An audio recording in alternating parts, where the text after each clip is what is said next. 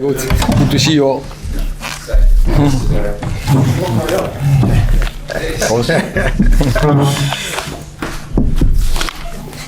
He's here. Okay, I think we have our friend, Mr. Bugliari. Yeah.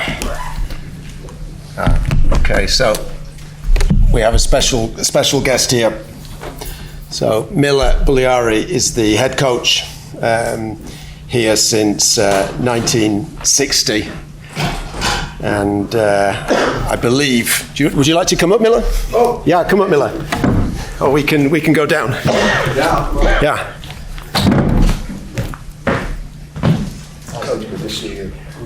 Thank you. So we believe that you are the winningest coach in US high school soccer. Is that correct? No. The oldest coach, I think, in US soccer. over 900 victories in his career. Yeah. And we want to thank you for hosting us here. Yeah, and the manager has a... Oh, this is great. If I can get a picture. Absolutely.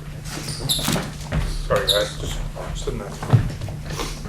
Just yeah. Thank you so much. Very good. United fan. Yeah. Really nice. Pleasure to meet you. Pleasure to meet you. Yeah. Thank you so much. All the best. Thank you. Okay. And thank you to Pingree School for hosting.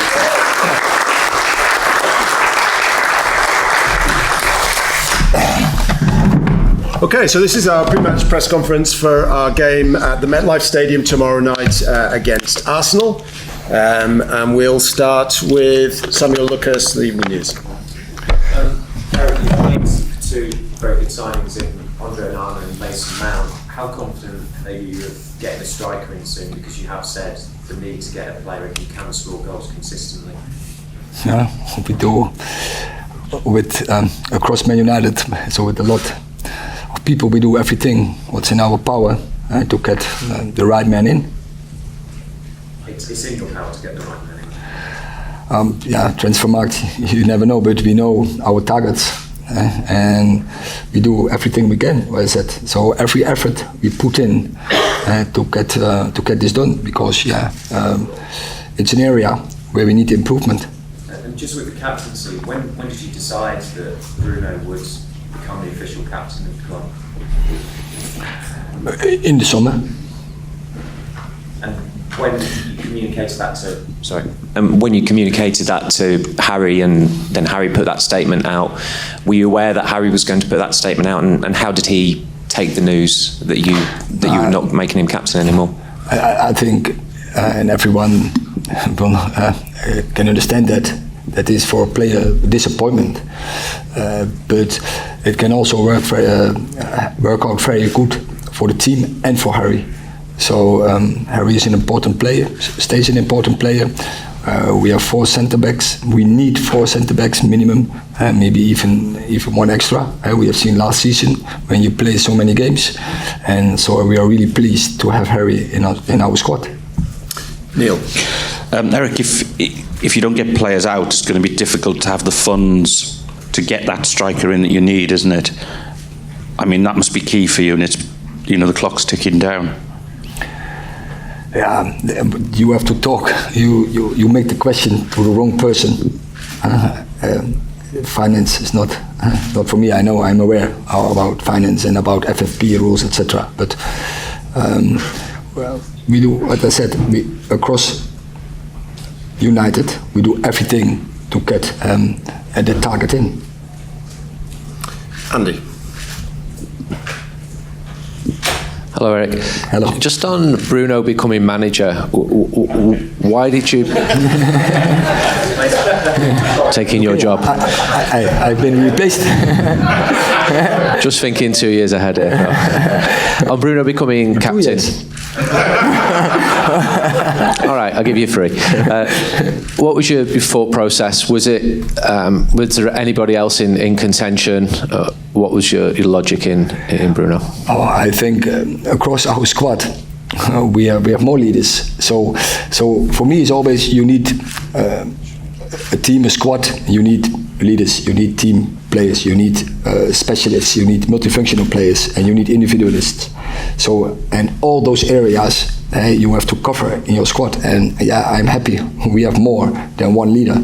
And so Bruno will wear the band, but he will get support from others. Chris, just at the front here with the microphone, please.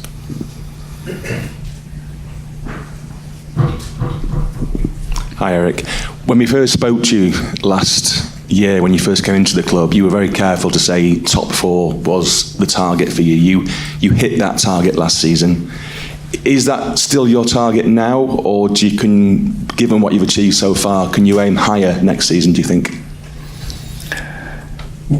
We have to raise the bar, but you can first, by raising the bar, you can not always express that in the clinical result. But of course, we want to win every game, and that stays. And we have showed in last season how we can beat all the teams in the world, and now we have to do that on a consistently base. So that is absolutely one of our objectives: be more consistent, and then we will see where we end. But given what you have and given what you've built and given the 2 players that you've signed so far and hopefully more players to come, do you think Manchester United can challenge for the title next season? I already give you an answer in the previous question. So I said we want to be more consistent, and so we want to play in a higher level. We want to raise the bar, lift up the demands. And then we will see where we end. And the competition, we know all, is very strong. But we can beat any club in the world. We have showed. Rob. Hi, Erik. Just on your decision to let David leave and bring in Onana, was there a point at which last season you looked at the goalkeeping situation and thought, I can't continue with David and we need to change goalkeeper in the summer? I think David has a huge contribution on our level performance last year and our result. I want to mention all the clean sheets he made, but also there's also always a team performance because we defend with 11, not with only the goalkeeper. But it was absolutely obvious that David plays a big role, had a huge contribution in that. But yeah. There is coming a time for every player that the club is going to make changes, and this was the right moment in our perspective. Was there any regret at all that after 12 years that David didn't get his kind of big farewell, possibly at Old Trafford with a lap of honour and stuff, and it was kind of done a bit quieter, sort of after the season had finished? Yeah, but he will get that big contribution. He deserves it. If it's up to me.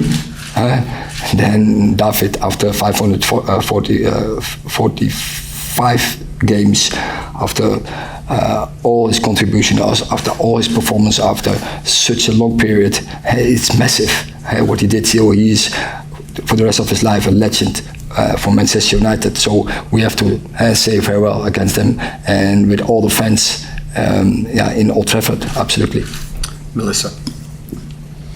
Erik, you've spoken before of Manchester United needing to be more aggressive in their play and also having greater protection.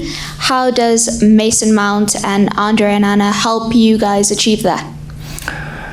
I think first they are great football players, of course. That's key. But also they are great personalities. They know exactly what they want.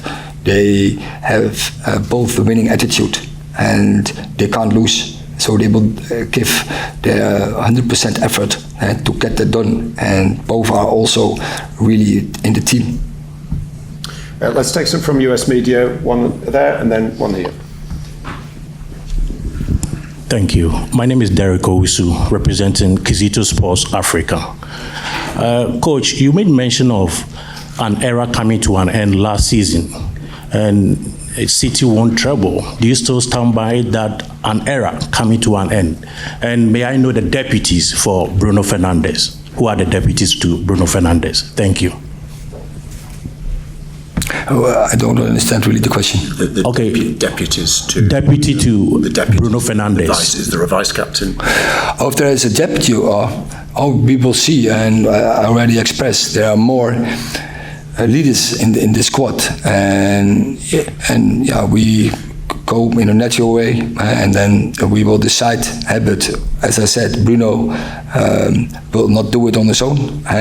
We have strong characters in our team with strong opinions.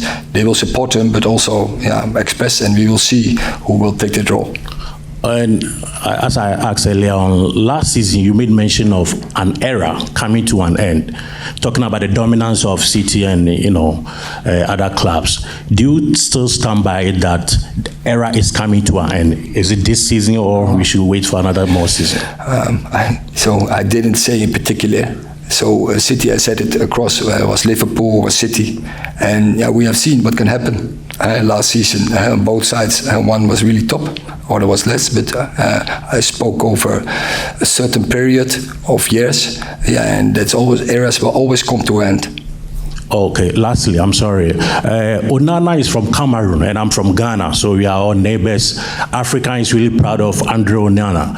What quality exactly is he going to bring on board to your team? It's a great personality, but first of all, he is a good goalkeeper, and so he has to make sure that he keep his goal clean in togetherness with the whole team. And because a big part of a keeper is organizing. Hi, Erik, Vincian with Boardroom. So looking ahead to these next 2 weeks, you obviously have very competitive squads and, of course, an upcoming match with Wrexham. But short of just winning and avoiding injuries, how else will you measure a successful string of matches, and are you treating them as they are, in fact, league matches or any other competitive games where you understand that if you lose, you'll have to answer some questions? The last one? How seriously are you treating these next 4 matches to the point where if you do lose, you'll have to answer any serious questions about the team? We don't play friendly games, so it's very serious. And this is the only period in a year we can train. So we have to take this opportunity, and we had on purpose, we choose good opponents. We already had 2. Leeds is always is a rival. Lyon, very strong team from French football, and now we play here really strong teams with Arsenal, Real Madrid, and Dortmund.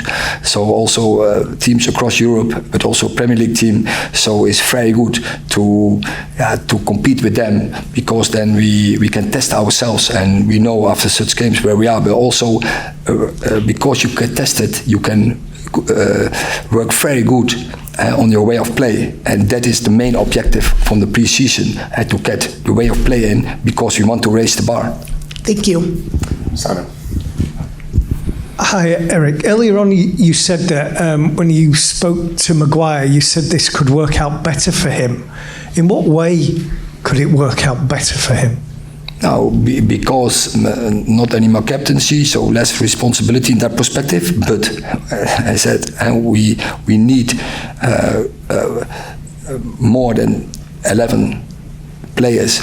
We need their competition. So he can fight himself in the team. He can be one of the 11. He has the potential. I said it more often. So it's up to him to get his position, and now he can focus more on his role. But as a centre back, it stays. You have to communicate and you have to organize, because that is one of big area where you have to perform as a centre half, same as a keeper, organizing.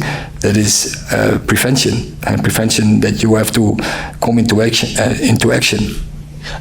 I realise you won't say what you said to him, but what was the kind of general conversation? Was it, if you want to stay, you can, but I understand you might want to go somewhere else? Or did you say, I really want you to stay, you can play a big role here? No, it's about captaincy. And of course, I said to him, you are one of 4, and fight yourself in the team. Adam. Hi, Erik.